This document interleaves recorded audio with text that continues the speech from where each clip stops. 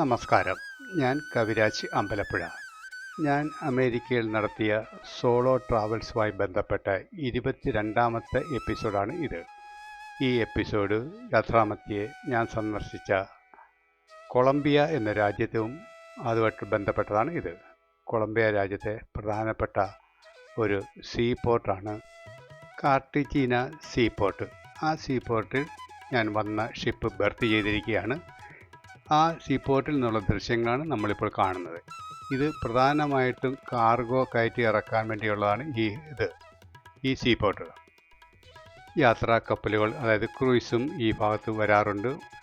ഒരു മാസത്തിൽ പലപ്പോഴും 2-3 ക്രൂയിസുകൾ വരാറുണ്ട്. ചില സീസൺ സമയത്താണ് അതനുസരിച്ച് കൂടുതലും ഷിപ്പുകളും ഇവിടെ വരാറുണ്ട്. കൊളംബിയയുടെ വടക്ക് പടിഞ്ഞാറ് ഭാഗത്ത് സ്ഥിതി ചെയ്യുന്ന ബഹയാഡി കാർട്ടിജീന കരീബിയൻ തീരത്തെ ഏറ്റവും വലിയ തുറമുഖമാണ്. പനാമ കനാലിലൂടെയുള്ള പ്രധാന ട്രാൻസോഡിയാക് റൂട്ടുകൾക്ക് ഇത് വളരെ അടുത്താണ്. നിരവധി കണ്ടെയ്നർ ഷിപ്പിംഗ് ലൈനുകൾ കാർട്ടിജീനയെ ട്രാൻസ്ഷിപ്മെൻറ്റ് ഹബ്ബായി ഉപയോഗിക്കുന്നുണ്ട്. ഒരു പടുകൂറ്റൻ ക്രെയിൻ ഉപയോഗിച്ച് ലോറികളിൽ വരുന്ന കണ്ടെയ്നറുകൾ, അത് ഡബിൾ കണ്ടെയ്നറുകളാണ്, സിംഗിൾ കണ്ടെയ്നറുകളല്ല, ഡബിൾ കണ്ടെയ്നറുകൾ, അത് പൊക്കിയെടുത്ത് ഷിപ്പിലേക്ക് ലോഡ് ചെയ്യുന്ന രംഗമാണ് നമ്മൾ ഇപ്പോൾ കാണുന്നത്. കണ്ടോ, ട്രക്ക് മാറി തുടങ്ങി.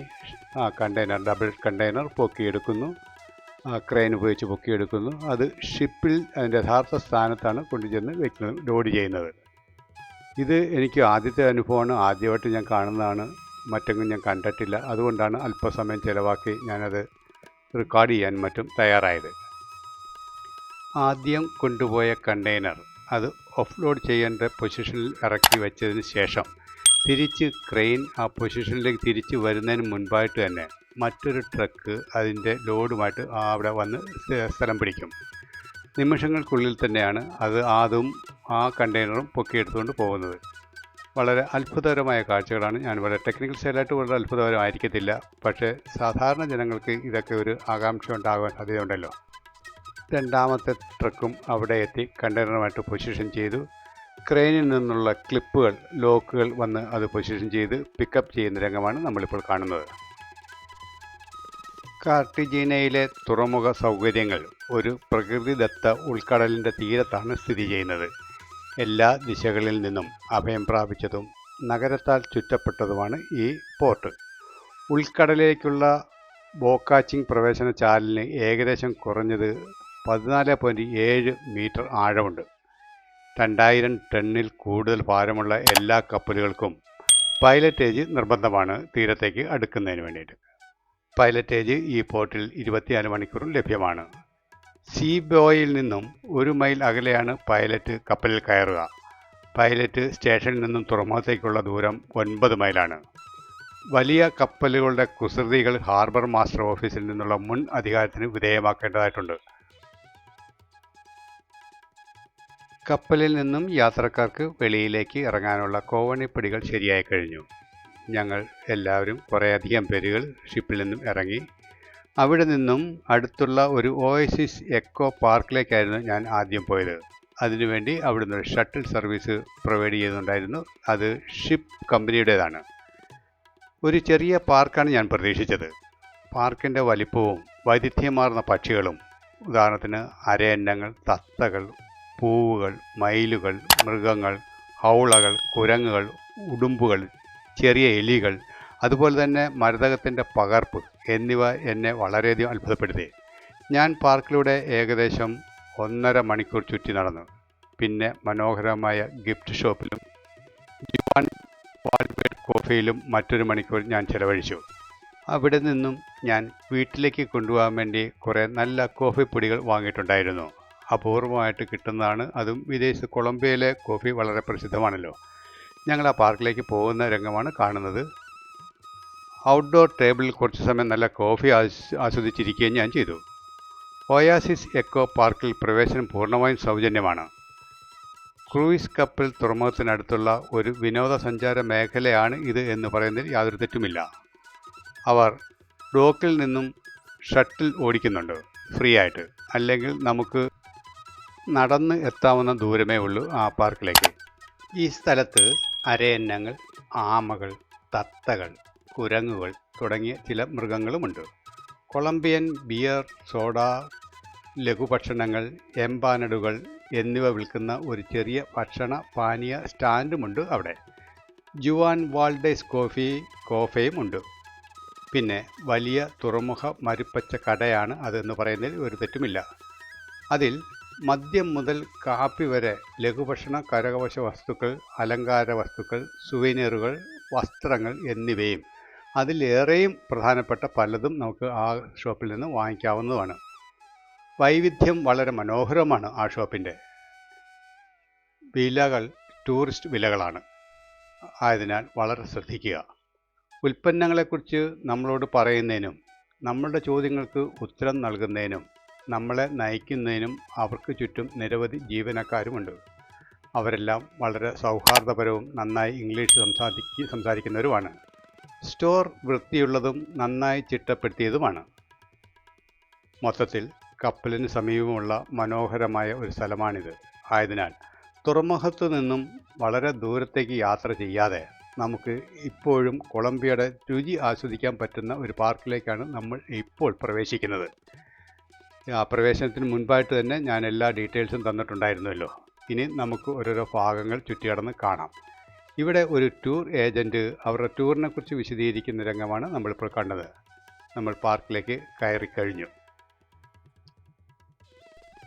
കാർട്ടജീന ക്രൂയിസ് ടെർമിനലിൽ എത്തിച്ചേരുന്നതോ കയറുന്നതോ ആയ ക്രൂയിസ് യാത്രക്കാർക്ക് മാത്രം പ്രവേശനം. പൊതുജനങ്ങളിലേക്കുള്ള പ്രവേശനം നിയന്ത്രിച്ചിട്ടുണ്ട്.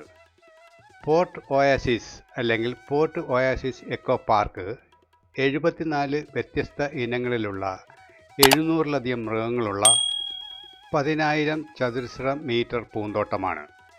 ഈ മൃഗങ്ങളെ അവയുടെ വീണ്ടെടുക്കലിനും സംരക്ഷണത്തിനുമായി പരിസ്ഥിതി അധികാരികൾ ഇവിടെ പലപ്പോഴും വന്ന് ഇൻസ്പെക്ഷൻ ചെയ്യാറുണ്ട്. ചില സന്ദർഭങ്ങളിൽ പുനരധിവാസ പ്രക്രിയയ്ക്ക് ശേഷം അതായത് ചില പക്ഷിമൃഗാദികൾ അവരുടെ സ്വാഭാവിക ആവാസ കേന്ദ്രത്തിലേക്ക് മടങ്ങുന്നുണ്ട്. മറ്റു ചില സന്ദർഭങ്ങളിൽ അവരുടെ അതിജീവന ആവശ്യങ്ങൾക്കനുസരിച്ച് അവർ ഓയസിസിൽ, അതായത് ഈ പൂന്തോട്ടത്തിൽ തന്നെ ഒരു വീട് വയ്ക്കുകയും കണ്ടെത്തുകയും ചെയ്യാറുണ്ട്. Port of Cartagena group Cartagena de Indias cruise terminal രൂപപ്പെടുത്തിയപ്പോൾ യാത്രക്കാർക്ക് കയറുന്നതിനും ഇറങ്ങുന്നതിനും ആവശ്യമായ അടിസ്ഥാന സൗകര്യങ്ങൾ ഒരുക്കുക മാത്രമല്ല, ഒരു തുറന്ന സങ്കേതം സ്ഥാപിക്കാൻ അതിൻ്റെ സൗകര്യങ്ങളിലുള്ള വനം പ്രയോജനപ്പെടുത്തുകയും ചെയ്തു. ആധുനിക തുറമുഖ അടിസ്ഥാന സൗകര്യങ്ങൾക്കിടയിൽ ഇതൊരു സ്വാഭാവിക മരുപ്പച്ചയായി മാറി. ഈ സംരംഭത്തിന് ഓർഗനൈസേഷൻ ഓഫ് അമേരിക്ക സ്റ്റേറ്റ് നൽകുന്ന സുസ്ഥിരത ടൂറിസം ഡെസ്റ്റിനേഷൻ പോർട്ട് വിഭാഗത്തിൽ അമേരിക്കയുടെ മാരിടൈം അവാർഡ് ലഭിച്ചിട്ടുണ്ട്. ക്രൂയിസ് കപ്പൽ പ്രവർത്തനങ്ങളിൽ സംഘടനയുടെ പാരിസ്ഥിതിക രീതികൾക്കുള്ള അംഗീകാരമായിരുന്നു ഇത്. ഞാൻ ഈ പൂന്തോട്ടത്തിൽ കയറുമ്പോൾ വളരെയധികം പ്രേക്ഷകർ അല്ലെങ്കിൽ വിനോദസഞ്ചാരികൾ ഇതിനകത്ത് ഉണ്ടായിരുന്നു. മറ്റു പലരും ഏകദേശം 2 മണിക്കൂർ 3 മണിക്കൂറോളം ഇതിനകത്തുള്ള അല്ലെങ്കിൽ പൂന്തോട്ടത്തിലുള്ള ജീവികളെയും പക്ഷികളെയും മയിലുകളെയും മറ്റും കണ്ട് സമയം കളയുന്നുണ്ടായിരുന്നു. കൂടുതലായിട്ട് എനിക്ക് വീക്ഷിക്കാൻ സാധിച്ചത് പല ഇനങ്ങളിൽപ്പെട്ട മയിലുകളെയാണ്. അതുപോലെ തന്നെ നേരത്തെ കണ്ട രീതിയിലുള്ള പക്ഷികളും. ഇത് മറ്റൊരു രീതിയിൽപ്പെട്ട ഉടുമ്പ് എന്ന വർഗത്തിൽപ്പെട്ട ഒരു ജീവിയാണ്. ഇതിനെ പ്രത്യേകമായിട്ടാണ് ഇവിടെ സംരക്ഷിച്ചിരിക്കുന്നത്.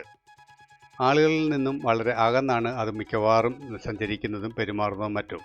കൂട്ടത്തിൽ ഒരു അപൂർവമായി മാത്രം കാണുന്ന ഒരു വെള്ള മയിലിനെയും എനിക്ക് കാണാൻ സാധിച്ചു. ആ മയിലും മറ്റു മയിലുകളും എല്ലാം അവർക്ക് സ്വതന്ത്രമായിട്ട് വിഹരിക്കാം എങ്കിൽ കൂടി പ്രത്യേകമായി കവർ ചെയ്തിരിക്കുന്ന ആമകൾക്ക് മാത്രം വളർത്തുന്ന ഒരു സങ്കേതമാണ് ഇത്. അവിടെ ആ വെള്ളമയിലും അതിൻ്റെ ഇണയും വിരഹിക്കുന്നുണ്ടായിരുന്നു. ഞാൻ കണ്ട ആമയിൽ ചില പ്രത്യേകതകൾ എനിക്ക് ദർശിക്കാൻ സാധിച്ചു. ഇതിൽ 9 വെള്ള പൊട്ടുകൾ, വെള്ള നിറത്തിലുള്ള വൃത്തങ്ങൾ ഓരോ ആമയുടെയും പുറ സൈഡിൽ കാണാൻ സാധിച്ചു. മയിലുകളാണ് ഇവിടെ കൂടുതലും കാണുന്നത്. പക്ഷേ മറ്റൊരു ഭാഗത്തേക്ക് പോവുകയാണെങ്കിൽ അവിടെ പക്ഷി സങ്കേതം ഉണ്ടെന്നൊരു അറിയിപ്പ് കിട്ടിയായിരുന്നു. ഞാൻ ആ ഭാഗത്തേക്ക് പോകണമെന്ന് വിചാരിക്കുന്നു. ആ ഭാഗത്തേക്ക് പോകുന്ന വഴിയാണ് ഇത്. ഞങ്ങളിൽ പലരും പ്രായമുള്ളവരായിരുന്നെങ്കിൽ കൂടി ഈ കാഴ്ചകൾ കാണുന്നതിലും ചിത്രീകരിക്കുന്നതിലും എല്ലാവരും ഒരുപോലെ ഉത്സാഹരായിരുന്നു. ഇതുവഴി ഒരു ഷോർട്ട് കട്ടുണ്ട്. ആ ഭാഗത്തേക്ക് ചെന്നാൽ വളരെയധികം പക്ഷികളെയാണ് നമുക്ക് കൂടുതൽ കാണാൻ സാധിക്കുന്നത്. അവയുടെ ചില ശബ്ദങ്ങൾ നമുക്കിപ്പോഴും ഇവിടെ നിന്ന് കേൾക്കുന്നുണ്ട്.